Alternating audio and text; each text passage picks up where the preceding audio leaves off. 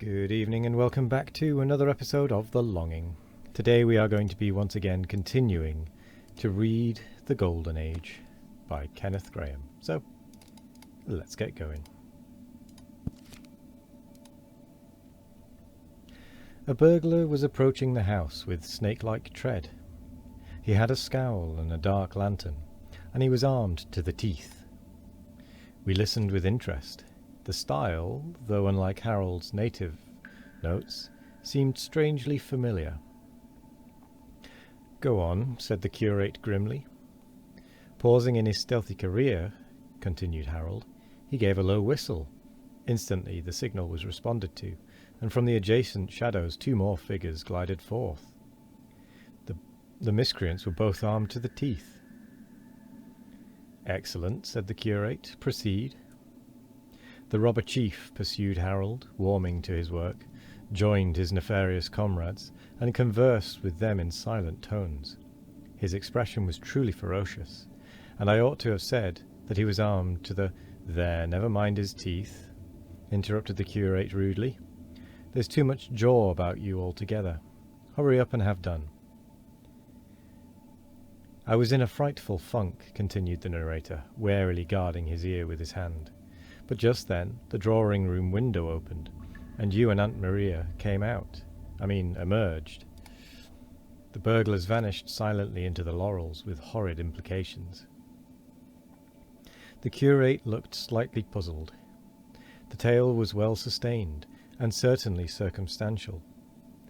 After all, the boy might have really seen something. How was the poor man to know? Though the chaste and lofty diction might have supplied a hint. The whole yarn was a free adaptation from the last penny dreadful lent us by the knife and boot boy. "Why did you not alarm the house?" he asked.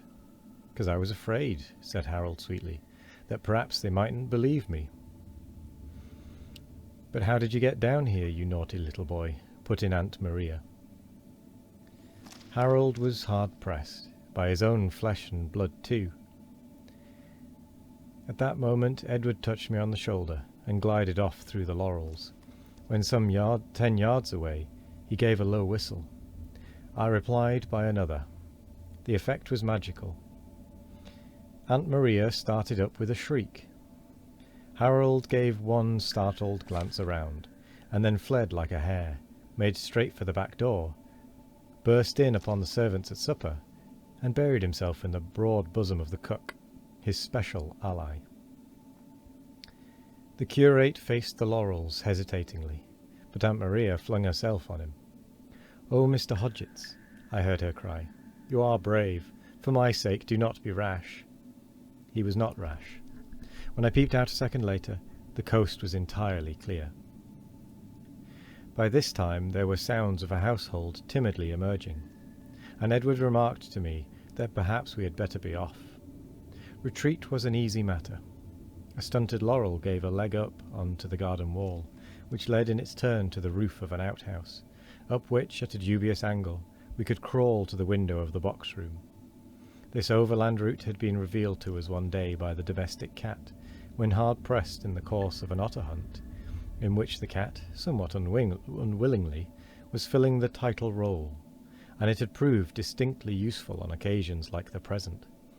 We were snug in bed, minus some cuticle from knees and elbows, and Harold, sleepily chewing something sticky, had been carried up in the arms of the friendly cook, ere the clamour of the burglar hunters had died away. The curate's undaunted demeanour, as reported by Aunt Maria, was generally supposed to have terrified the burglars into flight, and much kudos accrued to him thereby. Some days later, however, when he had dropped in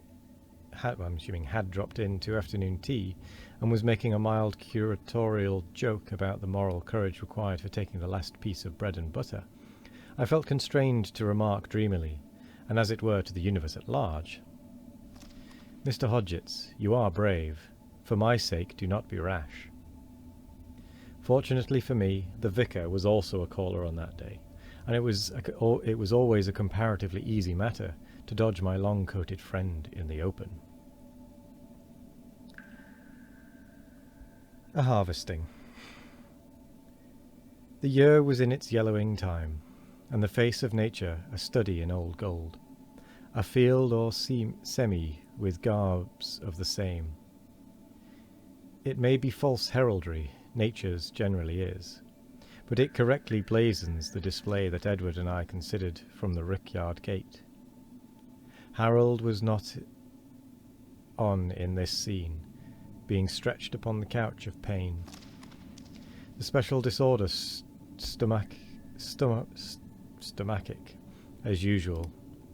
The evening before, Edward, in a fit of unwanted amiability, had deigned to carve me out a turnip lantern, an art and craft he was particularly deft in, and Harold, as the interior of the turnip flew out in scented fragments under the hollowing knife, had eaten largely thereof, regarding all such jetsam as his special perquisite. Now he was dreeing his weird, with such assistance as the chemist could afford. But Edward and I, knowing that this particular field was to be carried today, were revelling in the privilege of riding in the empty waggons from the rickyard back to the sheaves, whence we returned toilfully on foot to career it again over the billowy acres in these great galleys of a stubble sea. It was the nearest approach to sailing that we inland urchins might compass, and hence it ensued that such stirring scenes as Sir Richard Grenville on the Revenge, the smoke-wreathed battle of the Nile, and the death of Nelson had all been enacted in turn on these dusty quarter-decks as they swayed and bumped afield. Another waggon had shot its load and was jolting out through the rickyard gate as we swung ourselves in, shouting, over its tail. Edward was the first up, and as I gained my feet, he clutched me in a death grapple. I was a privateersman, he proclaimed, and he the captain of the British frigate Terpsichore, of I forget the precise number of guns. Edward always collared the best parts to himself, but I was holding my own gallantly, when I suddenly discovered that the floor we battled on was swarming with earwigs. Shrieking, I hurled free of him, and rolled over the tailboard on to the stubble. Edward executed a war dance of triumph on the deck of the retreating galleon, but I cared little for that. I knew he knew that I wasn't afraid of him, but that I was, and terribly, of earwigs, those mortal bugs of the field. So I let him disappear, shouting lustily for all hands to repel boarders, while I strolled inland down the village. There was a touch of adventure in the expedition. This was not our own village, but a foreign one, distant at least a mile. One felt that sense of mingled distinction and insecurity which is familiar to the traveller. Distinction in that folk turned the head to note you curiously.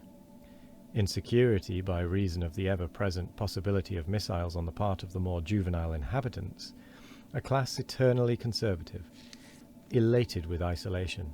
I went even more nose in air than usual, and even so, I mused, might Mungo Part have threaded the trackless African forest, and here I plumped against a soft but resisting body.